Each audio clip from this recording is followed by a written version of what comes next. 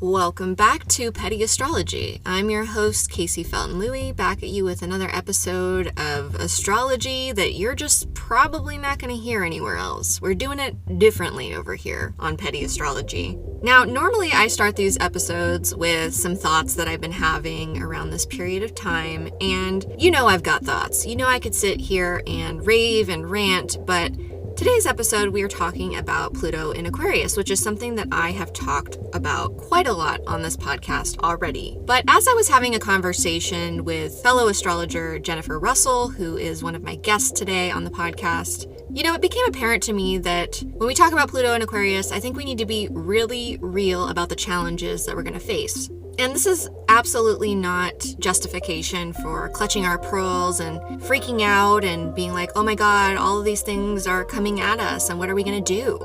The fact of the matter is that nothing happens out of the blue. The things that we are experiencing in Pluto in Aquarius and that we will continue to experience, the foundation for all of these things has been laid for decades, generations. We don't get to this place out of nowhere. And for those of us who have maybe lived a more comfortable life, we might not have paid enough attention to these issues that have been building for a long time. It may not have been convenient or easy for us to see these things, depending on what our social status is. But for those of us that have been on the receiving end of some of the worst types of inequity we face in our society, change is a long time coming. So as you listen to what we're saying today, one, I'd love to ask you to keep an open mind. And two, instead of fearing change, understand that for many, many people, and probably people of all social statuses, the changes that we need to make are long overdue. And they are things that could dramatically improve our collective quality of life. So yeah, we talk about some heavy stuff today, but we also talk about solutions. We also talk about strategies. And that is exactly what we're going to need as we go forward. We're going to need to share ideas, we're going to need to share thoughts, and we're going to also need to educate ourselves on what has been done before and what lessons we can learn from the past as we move forward and implement new strategies. As you hear, we had a lot to say in this conversation, so this will not be the last time that we talk about Pluto in Aquarius and the things that we need to be aware of and prepare for. But be sure that you got your listening ears on. I'm also going to provide some resources and references that we had for this podcast over in Patreon on the free episode. So make sure that you're connecting with us there for more resources, support, and conversation about these issues and how we're going to move forward. Today on the podcast, I'm joined by astrologers Jennifer Russell and Mackenzie Wollenseen for a conversation about the dark side of Pluto in Aquarius. And after that, I'll give you my thoughts on the astrology for the week ahead.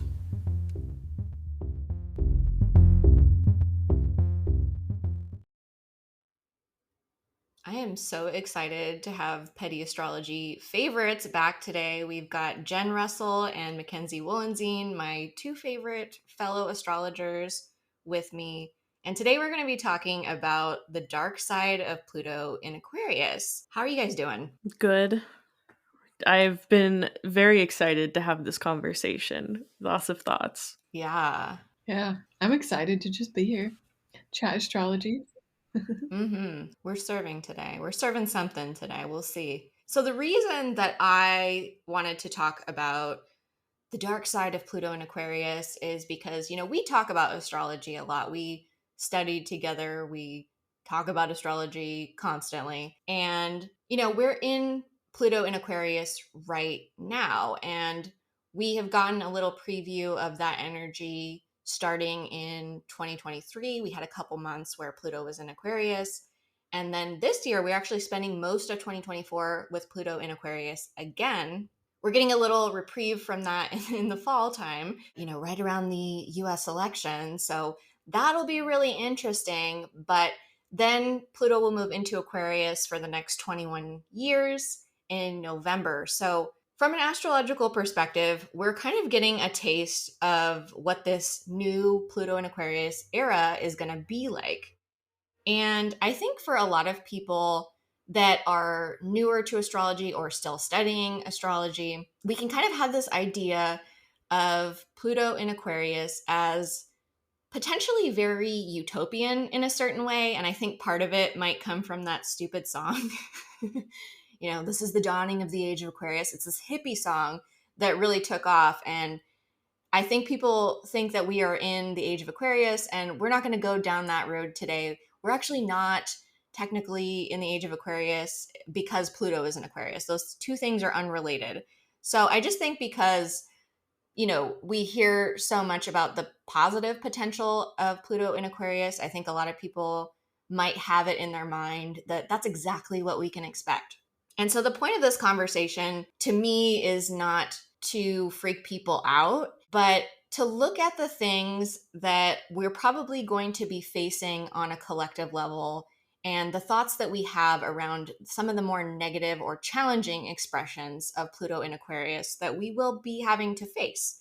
So all the things we're saying here today are, based on our own observations, based on how we've observed this energy, the little tastes that we've gotten so far, how we've seen that play out, and, also just what we kind of see coming ahead for us. So an important thing to know when you're talking about astrology, any type of astrology, is that the future is a tree with many branches. That is a metaphor that our mentor, Lori Rivers, likes to use a lot. And I think it's a really good one because just because something is a possibility doesn't mean it's going to happen.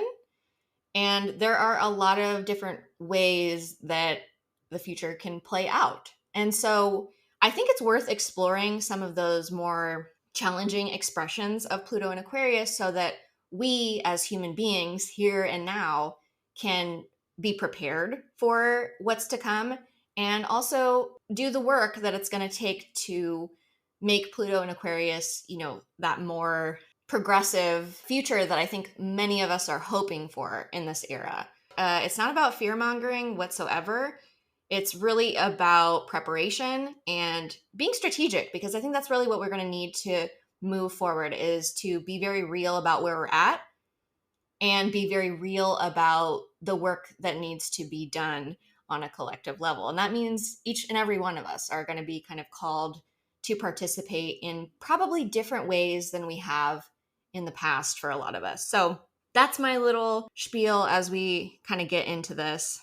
I want to start by talking about technology, because I think with Aquarius energy, technology, especially things like the internet, are kind of up on deck and very Aquarian subjects. And of course, we live in an era where technology shapes so much of our lives. So I wanted to talk about some of the challenges that we could see with Pluto in Aquarius on a technological level. The internet has just become, from this kind of idea that it started with of connecting people across the world to have conversations one-on-one, to a place where ads are everywhere. Our attention is sold for monetary gain, and really our psychology is being hijacked to make people money. And it's like a disgusting twisting of what this technology can be. So I think we're going to be coming up against a lot of that now as Pluto is in Aquarius. There's just this push for everything to be optimized, for things to be categorized and niche down so that they can sell us things. And yeah, that does tie in with AI as well. That is now who is making that content. They can create those kind of optimized whatever, when they're generating text, it can just be, they can do research and write articles faster than any human can. And that doesn't make it better. It's just there's more of it, and it's optimized for the search engine in a way that people probably aren't writing. It's really hard to do that kind of stuff. It isolates us in a way. It's so disappointing. Yeah. Well, I mean, looking at the internet, we have this idea that it is this great tool of connection. And it certainly is that on some level. But at the same time, we have all of these tech companies and corporations really that have moved into the space. And it is very profit driven. So I do feel that there is a real disconnect, I think, between the potential of the internet and what it actually is right now. It wasn't necessarily created with, human connection in mind, as the central feature of it. It's something that seems like it just developed, as they realized the potential for the technology. Yeah, just to like share information. And then it was developed as there was a lot of astrologers actually that were developing the internet during that time. Which is kind of funny. Yeah, a lot of astrologers during that era were like really interested in technology, which makes a lot of sense. Aquarius is the sign of astrology as well as technology. So it's not surprising that people have interest in both, because I think both serve similar functions, I think, or they can serve similar functions. So I think there's a lot of crossover between the two. With the tech companies owning so much of the internet and kind of where we're at right now, of course, we have seen a lot of data collection. We are all really products on things like Facebook, which is free, but they're also using these tools to mine our data and line their pockets. So I do see that that is a very real potential, the continued exploitation of users of the internet in order to access these platforms that we've all become so dependent on. Every single one of us seemingly like uses the internet for the work that we do. And so the fact that it is so monopolized by these major tech companies, I think, is something that we will have to address, I think, if we want to move forward, because it just feels like very controlled right now. Yeah, and the insidious part about it is that it's a partnership with the US government. They are sharing this data with the government, basically, and they can piece together pieces from all of these different apps that you're using, all of the things that have permission to your location. If you have your location shared, they have that, like your data throughout the day. That's why don't bring your phones to if you're doing stuff. But they can put a profile together of you using all of this data from US companies, and they have access to, that's kind of why they want TikTok to be sold. That's why this TikTok ban is happening, because they want that to be sold to a domestic company. They want access to that data. They know what we're doing with, our citizens' data in our intelligence agencies, and they want to take that capability away from other governments.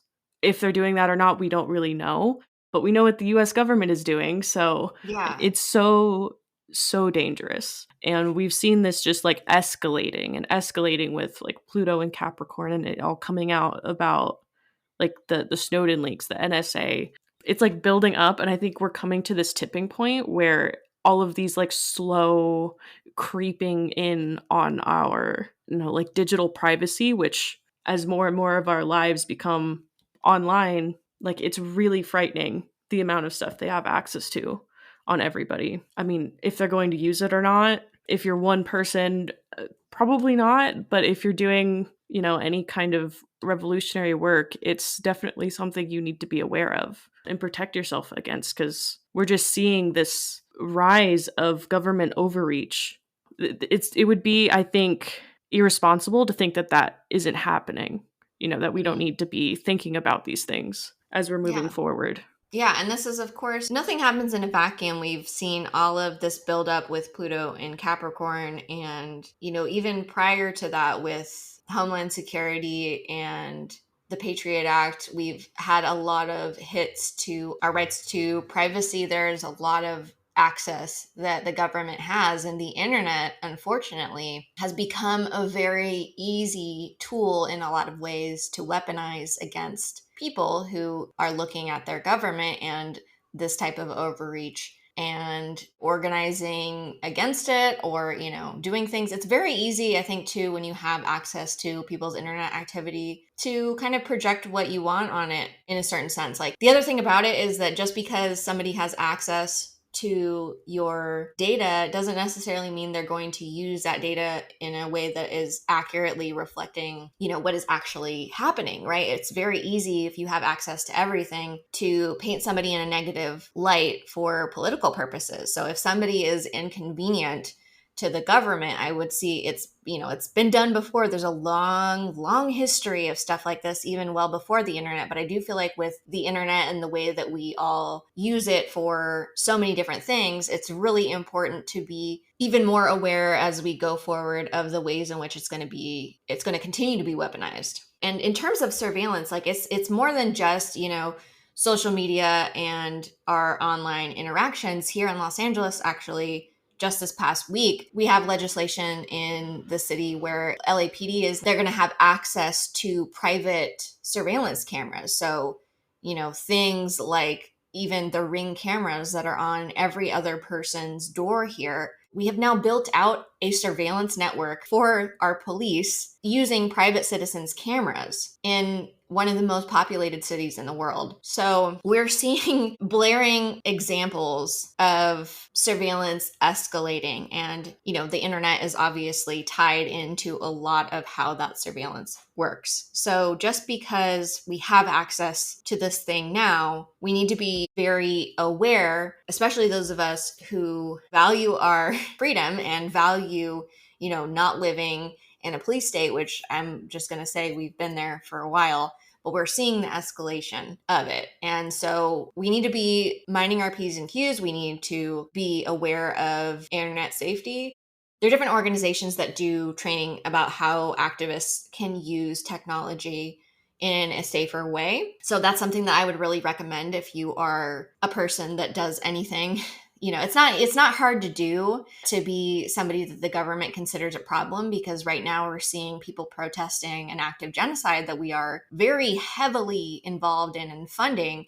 And just somebody standing up and saying this is wrong in a public setting, that is considered threatening. Just standing up and protesting and speaking out and interrupting a speech, that is considered violent right now. So, I think as things have shifted in this really concerning way, if standing up and saying this is wrong in a public setting is considered too far, you can just imagine the way that all of this stuff can be weaponized, especially as our legal rights are being eroded. Super happy stuff here. We can tell we haven't been thinking about this for forever. Yeah, it's real. And I don't think we benefit by not talking about it. I don't think we benefit by putting our fingers in our ears and just la la la, because we're kind of too far down the rabbit hole now. And so being aware of these things and combating them actively, I think, is going to be essential as we go forward. And, going back to who is this technology really helping, and talking about AI and talking about these companies that are developing this type of software, I mean, we already know that AI has been trained using probably our searches and the way that we interact with the internet. They use that data to build these technologies. But my perspective is, AI was a big topic that we, in my union last year, we had a writer's strike for about 5 months. And it was a very significant point in our contract negotiations that we wanted to resist the way that studios are attempting to use AI as part of the writing process, as part of the creative process, and potentially even replacing human writers in some ways for parts of the process. So this is something that I have thought quite a lot about. And, if we're thinking about technology and the way that technology can help human beings, I think if that is not the goal of things like AI, we have to really ask ourselves, like, who is this for? Who is this supposed to be helping? Because it's one thing to, implement AI to make all of our lives better. It's another thing to develop AI and use it to replace workers in a society where whether or not you're a worker often dictates whether or not you can survive in this culture. So you're actually taking legitimate creative work away from human beings potentially with the development of this technology. And I'm not somebody that is against the development of technology, but I do think that the place that we are in right now, the AI is really, so far as I've seen, mostly about benefiting companies and saving them money. And it doesn't really seem to be of major benefit to like moving human beings forward and maybe making it so less of us have to, work to survive. Like, I think that would be a positive use of AI, is like other roles that we might be able to fill so that we don't have to, work at jobs all the time to make sure that the world keeps spinning for human beings. But like, that's not what it's being used for right now. And I have found, I don't know about you guys, but I have found AI lacking in a lot of ways. Like, I think that, I understand people's fears around it, but I don't see it like especially with screenwriting. I laughed when the studios were like pushing for that to be a major thing, because I was like, if they think AI can write a better TV show than me, I would love to see that show. Let me see this piece of shit. That was my as I was on the picket line, I was like, let's do it. Let's fucking go. The other thing about it is that it's really funny because in this particular situation, as I'm on the picket line, sweating my ass off, I'm like, it's really funny to me that these executives are bringing up AI and they're so pushing to be able to use it in replacement of screenwriters, but their jobs actually are more replaceable than using AI than like a creative job. Because the thing about being a creative person is like, you understand that it is not something that a robot can do. It's just, we're not there yet. And, maybe at some point we will get to a place where AI is more creative. But as far as I can see right now, the human ingredient is pretty essential to compelling creativity. But I do think that will continue to be developed and weaponized against human beings, because our culture is very much based on these companies, how they can make more money, how they can, pay out their shareholders. And a lot of our government is one and the same with people that are benefiting financially from the development of these technologies. So I do think that AI really has the potential to continue to be weaponized against human beings. I don't think that it's inherently a bad thing, but I do think that with the way that technology seems to be largely owned by these villainous mega corporations, I do think that's a problem. Well, in like the AI images that are being generated, that it's like you can make anything. And I've even seen it just like on Facebook. And this is like not to poke fun at people that are on Facebook, but some people like they truly believe those images are real. And like, so I think going forward, a lot of people, we're going to have to be using more of our discernment and like, is this real? Is this a real photo? Is this like AI generated? And it's really becoming like increasingly more difficult to tell the difference. And so, yeah, I just really think discernment is going to be really important, and, really just using that. It's kind of spooky, some of those AI images. It's the hands. The hands are like kind of the tell, which I find interesting. Well, and there's no training around it. Like I've seen a lot of older generations that tend to be more on Facebook as a whole, they're taking in these images and they don't know better than to look at the hands and be like, hey, this is very clearly not real. Whereas like somebody, our age is looking at it like this is clearly fake. Yeah. That is a real problem. Yeah, on a psychological level, people are, taking in things that they believe to be real, and they're just straight up not. And I know that this has already been weaponized for propaganda and to generate support for wars and, devastation that is happening abroad and even in this country. It is very concerning. It is very concerning that, any kind of technology, if it isn't developed with a sense of ethics, there is a lot of room for bad shit to happen. And in a lot of these technology companies, like I've heard Google like fired a bunch of their ethicists and stuff like that. They're signaling at every turn that they don't give a fuck about us. It's really not about us. It's really about their company and the development of their companies and the technology that they can offer. Like celebrities, or even like having to like they don't know what to do because they're like these AI images that are like nude photos of them that are not real. Like I haven't followed any of those stories really, so I don't know what legal action is being taken, but I do see like there being more laws being created around AI, and I think they're going to be needed. Yeah, it's really concerning. And that's already being used against regular people, like everyday people. Isn't there a case in one city about there was some kids in like a school that had spread around images they made of classmates because they just need pictures of you online. Like if you have a picture of you, they can make these images, and Yeah. there's this dark underbelly of like really disgusting stuff happening with these tools.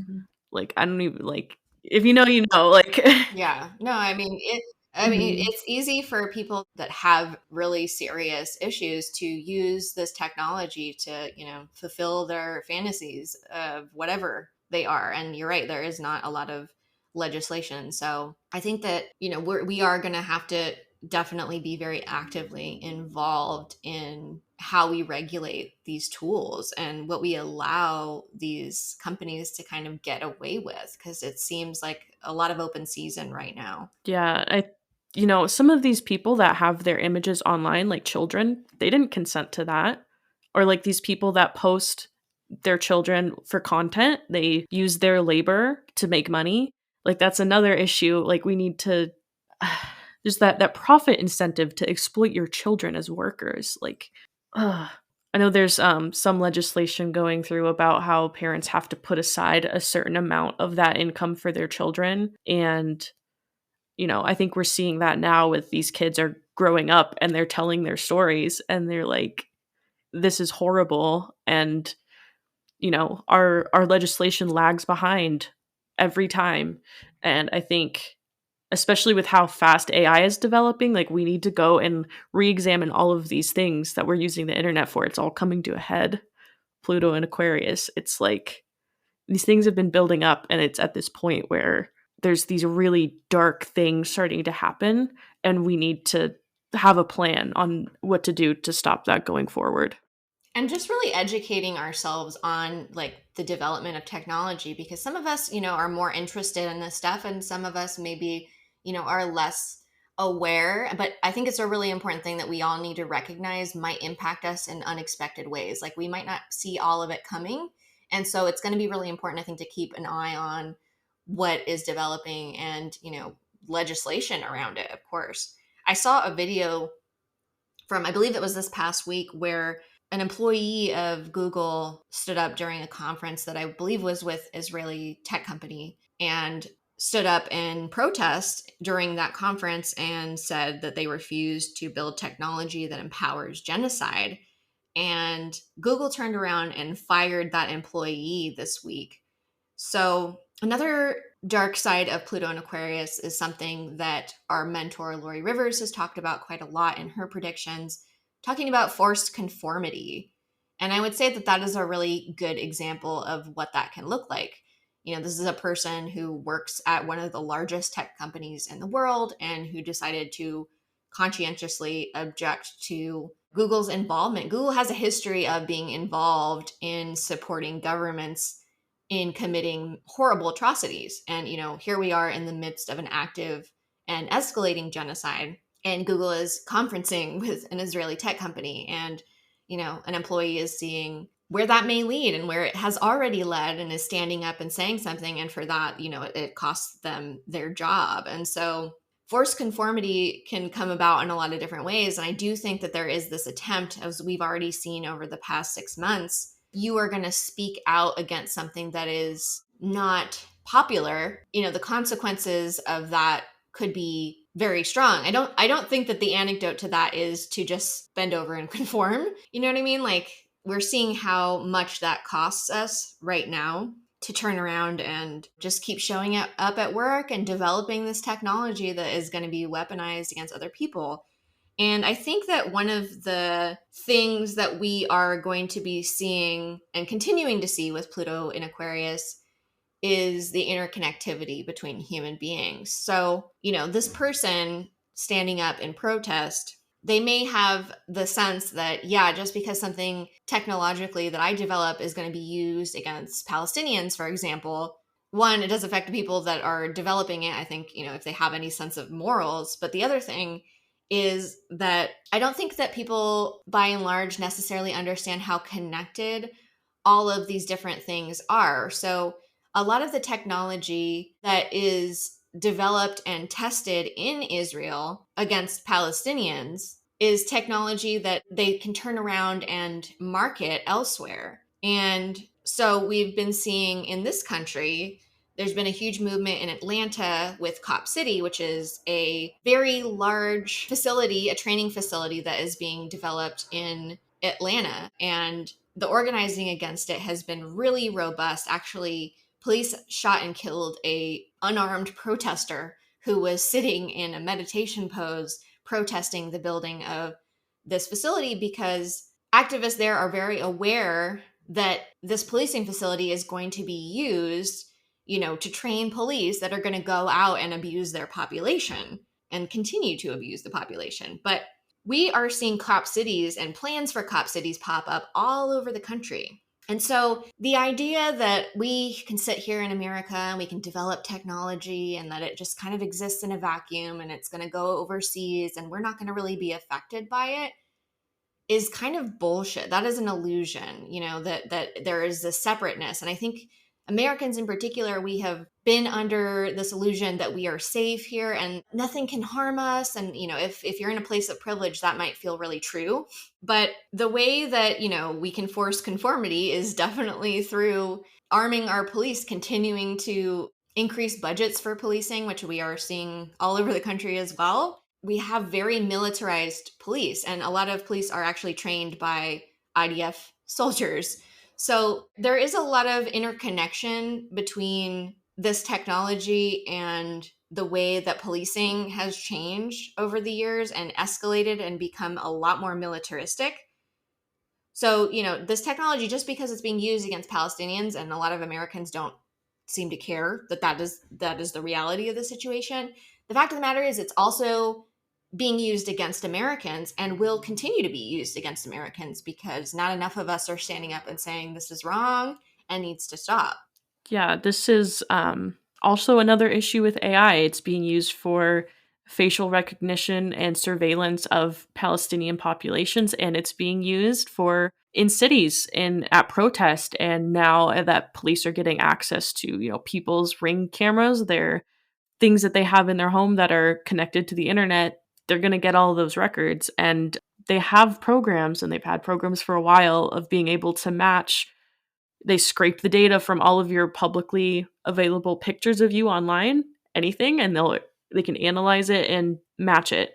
And sometimes this technology gets it wrong, and it is already being used to put people, accusing people of crimes and putting them in jail, and not fun stuff. We really need to be aware that this is happening, and it doesn't mean that just because you're not doing anything wrong that you're safe. Yeah, that is the real thing that we need to be aware of, is that, hopefully over the past decade, most people are able to see that there is a lot of very open injustice and violence in our justice system, our so-called justice system. So you don't necessarily need to be doing anything wrong to become a target of the police. And in fact, LAPD is one of the deadliest police forces in the country, and they regularly, kill civilians with impunity. Nothing happens. We live in a police state. So when we're talking about this idea of forced conformity, the idea that there's a really narrow range of behaviors that are acceptable, that we need to marginalize people that fall outside of a certain realm. So we see that all the time with people that are poor. There was also legislation that in California, there has been this push to make it easier to involuntarily commit people to institutions if they are poor and living on the street, essentially. You might say, like, what does that have to do with forced conformity? But the fact of the matter is that as the price of everything rises because corporations are, gouging us kind of on a collective level, they're raising prices for things, and it's a lot more expensive now to live, and wages are stagnant. People are losing their jobs. It's a lot more people are in the danger zone of losing everything and becoming houseless and living on the street. And so if you are unable to conform to, living in a house, having a job that you work 40 hours a week that hopefully pays you enough to pay your bills, if you can't conform to that, then you are opening yourself up to legal repercussions for being poor, for being under-resourced. And again, this is a really scary, slippery slope, because unfortunately, the state is incentivized to institutionalize people because there's a lot of money in it. There's a lot of money in locking people up. And of course, there's a push for, people that are quote unquote regular people. At least here in this city, there is a lot of hostility towards people that are dealing with poverty, that are dealing with mental illness. A lot of people that live on the streets are mentally or physically disabled or both. So, if you can't conform on a physical level, if you can't conform to, if you can't act normal, and who's defining normal, that can open you up to institutionalization. That is a very scary thing, to weaponize the state against people that just for whatever reason can't conform to this really narrow idea of acceptability that we have. And that is fascism. That is fascism. So it is a really scary thing. And so the idea that Pluto and Aquarius is going to be this inherent utopia, we're all going to hold hands and we're going to come to our senses, it's a fantasy. It's a fantasy because we are looking at the reality of the situation right now, the pushes for control. And, it's becoming glaringly obvious that the government doesn't really care what we think. They're not really representing us. They're really just kind of representing themselves seemingly in their social class and the governing class and the wealthy people. And the rest of us are just kind of here to buy stuff and do the work that needs to be done to keep this economy moving. That's really what it's all about. We are all kind of pawns in this economy unless you're at a certain level. The potential for, forced conformity is very, very real.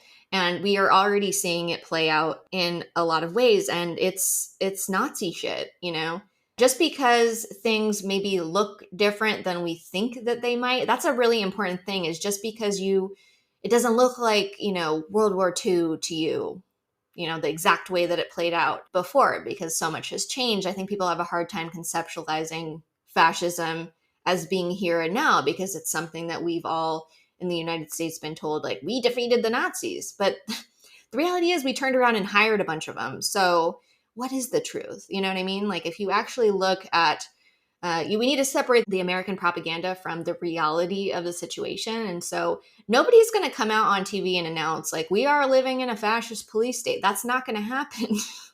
Sadly. So I'm here on my little podcast saying we are in active fascism. And forced conformity is a very real thing. And, a lot of people, if you're listening to this podcast, probably you, like me, are somebody that would be on the chopping block here. So you can see why I'm very motivated to hop on the mic every week and talk about this shit, because it's a lot of us, we're not the target demographic. We're not the Aryan poster child for, nodding and smiling and not making trouble, And I think that's a good thing. I think that, if astrology teaches us anything, it's how enormously unique every person is. And I think that forcing people to all act and be the same in, a very narrow range of possibilities is ridiculous. It's ridiculous. And it's wrong. Yeah, it's harmful to the individual, it's harmful to the collective. It just robs us of that different, everybody's contribution that makes the whole. If we're just forcing everybody to act one way, making everybody miserable, it's like, how is that a way to live? It's not anywhere that I would want to live. So we need to be putting in the work, anticipating these problems, and starting to get a collective solution, because nobody's coming to save us. They are actively working against us. You can't just sit on your ass and expect things to change. Unfortunately, I'm sorry. All right, our conversation about Pluto in Aquarius continues over on Patreon. Normally, our bonus episodes are just for sponsors of the podcast, but because the subject matter is so important, I have released this episode for all members of the Patreon, even the free ones. So if you're not already signed up for a free membership, make sure that you head over to the link in the show notes. We've got another 37 minutes of conversation. Plus, we offer you some strategies, things that you can actually do and implement in your life to make Pluto in Aquarius the best it can be for all of us.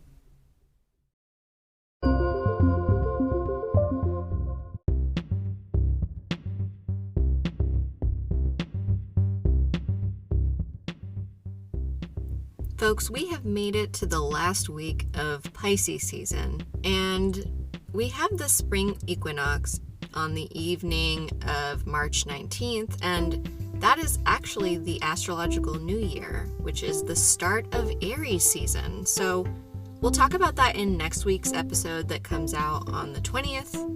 Oh, but don't you worry, we had Venus move into Pisces at the beginning of this week, so there's still plenty of Pisces energy going on. And I know this episode is a little bit on the heavier side, and the antidote to being in a shitty situation is not to give up or to check out.